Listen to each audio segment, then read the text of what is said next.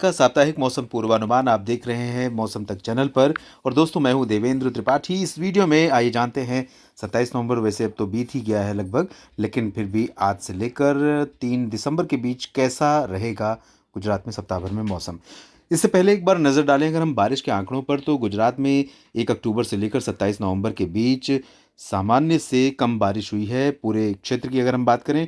और इसमें 21% सरप्लस है पूर्वी रीजन में, जिसे गुजरात रीजन कहा जाता है, जिसमें वलसाड़, नवसारी और दादरा नगर हवेली, डांग, तापी, सूरत, भरूच, नर्मदा, वडोदरा, छोटा उदयपुर और आणंद, खेड़ा, नाडियाड से लेकर पंचमहल, दाहोद, अहमदाबाद, गांधीनगर, अरवली, महिसागर, मेहसाना, साबरकांठा, बनासकांठा, पालनपुर, पाटन, इन सभी भागों में सामान्य से 21% अधिक वर्षा रिकॉर्ड की गई है। ये वाला रीजन है जहाँ पर 21% सरप्लस है रेनफॉल का फिगर।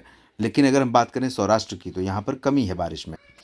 सौराष्ट्र रीजन में 76% कम वर्षा रिकॉर्ड की। ये सौराष्ट्र और कच्छ की बात करेंगे तो ये पूरा जो 2 रीजन है, इसमें भावनगर, अमरेली, गिर सोमनाथ और दमन दीव, वेरावल, जूनागढ़, पोरबंदर, द्वारका, जामनगर, राजकोट, मोरबी, सुरेंद्रनगर, बोटाद और साथ ही साथ कच्छ का पूरा जो रीजन है, इन दोनों क्षेत्रों में सामान्य से 76% कम बारिश रिकॉर्ड की गई है। यहाँ पर अक्टूबर के शुरुआती समय में थोड़ी बहुत वर्षा हुई थी, उसके बाद से लगातार ड्राई वेदर बना हुआ है और कोई अभी संकेत इस सप्ताह भी बारिश के गुजरात के ऊपर दिखाई नहीं दे रहे हैं। अनुमान यह है कि इसी तरह से ड्राई वेदर बना रहेगा।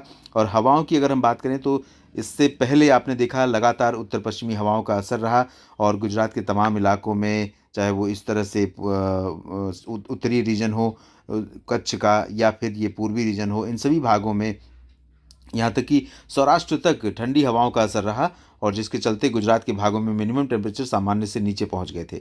लेकिन अभी इस सप्ताह की बात मैं कर रहा हूँ, 3 दिसंबर के बीच में पूरे गुजरात के ऊपर तापमान, मिनिमम टेम्परेचर खास तौर पर थोड़े ऊपर जा सकते हैं। वजह यह है कि यहाँ पर जो हवाओं का रुख था उत्तरी, वो अब बदलेगा और कभी बंगाल अरबियन सी की तरफ से हवाएं इस तरह से चलेंगी, कभी दक्षिणी पाकिस्तान की तरफ से हवाएं चलेंगी, तो कभी पूर्वी क्षेत्रों की तरफ से हवाएं चलेंगी, यहाँ से पूर्वी क्षेत्रों की तरफ से बंगाल की खाड़ी वाली हवाएं चलेंगी इस तरह से।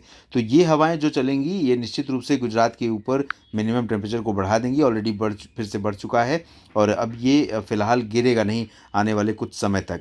तो गुजरात के मेरे मित्रों को, किसान भाइयों को अभी बारिश का इंतज़ार अगर है तो इस 1 सप्ताह में ये इंतज़ार ख़त्म नहीं होगा। हालांकि एटमॉस्फेयर में थोड़ा मॉइस्चर बढ़ेगा, जिससे दिन का टेम्परेचर थोड़ा सा डाउन होगा।